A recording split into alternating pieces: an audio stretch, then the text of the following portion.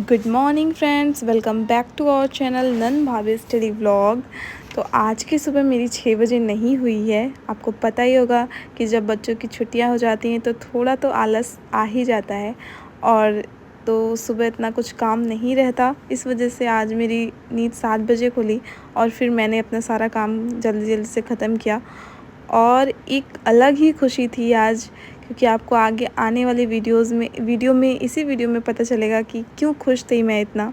और मैं जल्दी जल्दी अपना खाना बनाया, नाश्ता बनाया, सब कुछ करके अपने फर्स्ट स्लॉट के लिए रेडी हो जाती हूँ, जिसमें मैं स्पेक्ट्रम पढ़ रही थी। और पहले तो मैं 30 मिनट हर दिन मैं अपने 30 मिनट रिवीज़न को देती हूँ, और जो इतना मैंने पढ़ा रहता है मैं पूरा रिवाइज़ करती हूँ, देखती हूँ कि हाँ मुझे याद है चीज़ें कि नहीं, मैं कितना भूल रही हूँ, और जो भूलती हूँ उसको नेक्स्ट डे फिर से रिवीज़न पे डाल देती हूँ।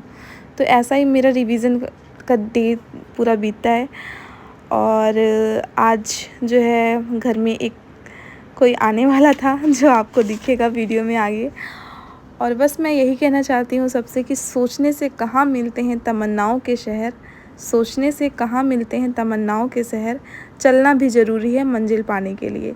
जी हाँ, अगर आपने कुछ ठान रखा है, आपने कुछ सोच रखा है, आपकी मंजिल कुछ है, तो उसके लिए आपको दिन रात जग कर के मेहनत करनी पड़ेगी, और सिर्फ वो आप ही कर सकते हैं। उसमें ना आपकी माताजी, ना आपके पिताजी, ना आपका भाई, ना बहन, कोई भी आपका साथ दे सकते हैं, पर पढ़ाई कोई नहीं कर सकता। सब आपको सपोर्ट कर सकते हैं हर एक तरीके से, पर पढ़ाई तो आप ही को करनी पड़ेगी। और ये देखिए, ये एंट्री होती है दीदी की, और ये अपने ससुराल से आई रहती हैं और मम्मी इनकी नज़र उतारती हैं। ऐसा हमारे यहाँ होता है कि जब बेटियां अपने ससुराल से आती हैं तो उनकी नज़र ऐसे उतारी जाती है। और हम लोग होली के बाद मिले थे और फिर मैंने अबीर लगाया उन्हें, आप देख रहे होंगे। और इस तरह से हमने हैप्पी होली विश किया। फिर जो है ऐसा ही होता है सबके घर, जो होली के दिन नहीं हो पाते उसके बाद जब भी मिलते हैं तो होली विश तो करना ही पड़ता है। तो फिर बीच के स्लॉट की पढ़ाई मेरी नहीं हुई थी कि दीदी आई थी, तो एक खुशी थी। और फिर हम लोगों ने काफ़ी टाइम बातें की, खाना खाया साथ में, और उसके बाद फिर मैं अपने सेकंड स्लॉट के लिए बैठती हूँ। जैसा कि आपने टाइमर में देखा, सुबह मेरी पढ़ाई आज 3 घंटे नहीं हो पाई थी, और मैंने 1 घंटे ही पढ़ाई की थी क्योंकि मन नहीं लग रहा था। जब आप पता नहीं आपके साथ होता है ऐसा कि नहीं, कि आपके घर कोई आने वाला रहता है तो आपके दिमाग में एक अलग ही खुशी होती है, और बार बार आप उसका वेट करते रहते हैं। मेरे साथ तो बचपन में भी ऐसा था, और अब भी, कि अगर जान लेती हूँ कि घर में कोई आने वाला है तो मैं जा कर रेलिंग पे खड़ी होकर उसका वेट करती हूँ कि अब कब आएगा, कब आएगा, कब आएगा। और वो चीज़ अभी तक मेरे साथ बनी हुई है। आज मैं ये बताना चाहती हूँ कि आपकी लाइफ में डिस्ट्रैक्शन क्या है, ये आपसे ज़्यादा अच्छा तरीके से कोई नहीं जानता कि आपको क्या चीज़ डिस्ट्रैक्ट करती है। जैसा कि हम देखते हैं कि हम फ़ोन उठाते हैं फ्री टाइम में कभी, तो हम यूट्यूब या इंस्टाग्राम कभी खोल के और शॉर्ट्स या रील देखने लगते हैं, तो हमारा 1 से 1.5 घंटा कब निकल जाता है वो पता नहीं चलता। तो हम उसको डिस्ट्रैक्शन की कैटेगरी में रख सकते हैं, क्योंकि वो चीज़ हमारा टाइम वेस्ट कर रही है। तो मैं बस यही कहना चाहती हूँ कि जब भी आप पढ़ाई के लिए फ़ोकस रहें, पढ़ाई करने के लिए बैठें, तो अपने फ़ोन को खुद से दूर कर दें। और जो लोग मोबाइल से ही पढ़ते हैं, तो वो बस जब स्टार्टिंग में पढ़ने बैठे तो बस अपने दिमाग में ये रखें कि मुझे फ़ोन नहीं छूना है, मतलब इन ऐप का यूज़ नहीं करना है, क्योंकि इससे हमारा टाइम चला जाएगा। तो आपसे अच्छा कोई नहीं जान सकता। जैसे कि आप कभी देखते होंगे, आप किसी फेमस पर्सन के बारे में पढ़ रहे हैं तो क्या क्या होता है, आप सोचते होंगे नहीं वो उसने बहुत ही मेहनत की है। तो उसके जब कोई एक इंसान रहता है, वो एकाएक तो ऊंचाई तक पहुंच नहीं जाता, वो पहले डाउन रहता है, और उसकी dedication, seriousness, hard work, big goal and maximum hours की पढ़ाई देखी जाती है, तो वो जाके उस पोजीशन पे रहता है। जैसे हम एक यूपीएससी टॉपर की बात करते हैं, तो वो पहले से यूपीएससी टॉपर नहीं बन गया, उसने क्या क्या किया, उसकी डेडिकेशन ने, उसकी सीरियसनेस ने, उसके हार्ड वर्क ने, उसकी फैमिली के सपोर्ट ने, और प्लस उसकी कंसिस्टेंसी ने। क्योंकि जब तक वो लगातार मेहनत नहीं करेगा तब तक वो कुछ नहीं कर पाएगा। तो मैं बस यही कहना चाहती हूँ कि आपको क्या डिस्ट्रैक्ट कर रहा है, आपसे ज़्यादा कोई अच्छे नहीं जानता, और आप ही उसको कंट्रोल कर सकते हैं। 1 दिन में नहीं होता, 2-4 दिन लीजिए, पर उस चीज़ को अपने लाइफ से हटा दीजिए। और बहुत से लोग कहते हैं कि मुझे पढ़ते टाइम नींद आ जाती है, कैसे मैं 6 घंटे सो के पढ़ाई कर लूँ। हाँ, मैं मानती हूँ आप एक दिन में 6 घंटे सो के पढ़ाई नहीं कर सकते हैं, पर हाँ, धीरे-धीरे आप कोशिश करेंगे तो आपसे हो जाएगा। पहले तो क्या होता था, जब हम लोग छोटे थे तो हमारे पेरेंट्स कहते थे कि बेटा सोते टाइम अपनी पिलो से बोल देना कि मुझे 5 बजे उठना है, और तुम्हारी पिलो तुम्हें समय 5 बजे उठा देगी, आपको किसी अलार्म की ज़रूरत नहीं है। सीरियसली ऐसा होता है।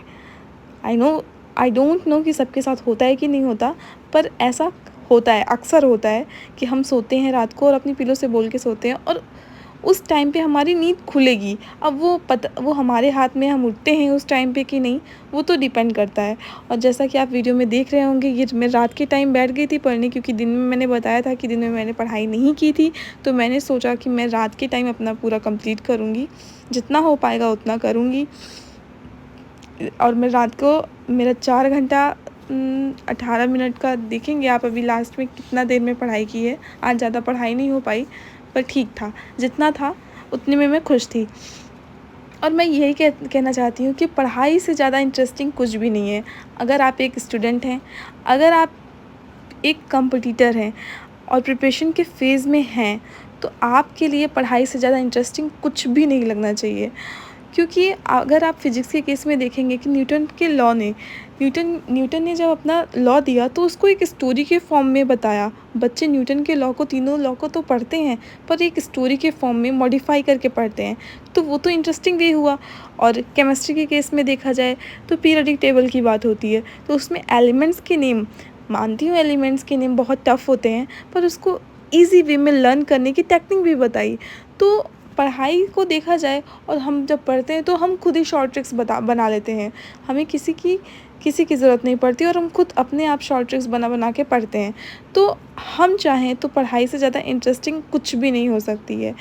और अपने टॉपिक को रिवीजन के मोड पे डालें, क्योंकि रिवीजन और मॉक टेस्ट में डिफरेंस इतना है कि अगर आप एक पढ़ाई कर रहे हैं, आपने किसी टॉपिक को कवर किया और आपने 3 टाइम्स रिवीजन करके उस एग्ज़ाम देने चले गए, तो मे बी आपके 70% मार्क्स आएँ। पर अगर आप 4 से 5 बार मॉक टेस्ट दे के एग्ज़ाम देने जाएंगे, तो आपका कॉन्फिडेंस लेवल अलग ही रहेगा। और जब आप एग्ज़ाम हॉल में बैठेंगे तो आपको ऊपर प्रेशर नहीं होगा। आपने देखा होगा, अगर आपने बहुत सारे एग्ज़ाम दिए होंगे, तो जब आप एग्ज़ाम हॉल में होते हैं, वही सेम क्वेश्चन आपको घर पे जब बैठ के करते हैं तो इतना इजी लगता है, और जब वही एग्ज़ाम हॉल में होता है तो वो ऐसा क्यों? क्योंकि हम एग्ज़ाम हॉल में हमारे दिमाग में ये रहता है कि हमें जल्दी से जल्दी इस क्वेश्चन को करके दूसरे क्वेश्चन पे जाना है। हमारे पास टाइम की कमी होती है, प्लस हमारे पास एक ये भी रहता है कि नेगेटिव मार्किंग की वजह से हम अपने आप को क्वेश्चन को गलत होने से रोकते हैं कि अगर क्वेश्चन गलत हो रहा है तो इससे अच्छा मैं क्वेश्चन को करूँ ही ना। तो यही डिफरेंस है, इसलिए मैं कहती हूँ कि अपने आप को मॉक रिवीज़न करें, और एग्ज़ाम देने से पहले मॉक टेस्ट ज़रूर दें। मॉक टेस्ट एग्ज़ाम में बहुत ही बेनिफिशियल रहता है। और आई होप आपको हमारे वीडियोस अच्छे लग रहे हो। ये रात का टाइम था, जैसे कि आप देख रहे हैं, लगभग 4.5 घंटे की पढ़ाई की मैंने। और आगे आने वाले टाइम में हमारा ये स्टडी टाइम बढ़ता ही रहेगा, और आगे की वीडियोस में दीदी भी आपसे मिलेंगी। अभी उनकी थोड़ी तबीयत नहीं ठीक है, और ये मैंने पढ़ाई अपनी कंप्लीट की। मुझे नींद काफ़ी आ रही थी और काफ़ी टाइम भी हो गया था, दिन में सो भी नहीं पाई थी, तो इस वजह से मैं सोने चली जाती हूँ। Thank you. वीडियो को लाइक करें, कमेंट करें, सब्सक्राइब करें। Thank you, bye bye.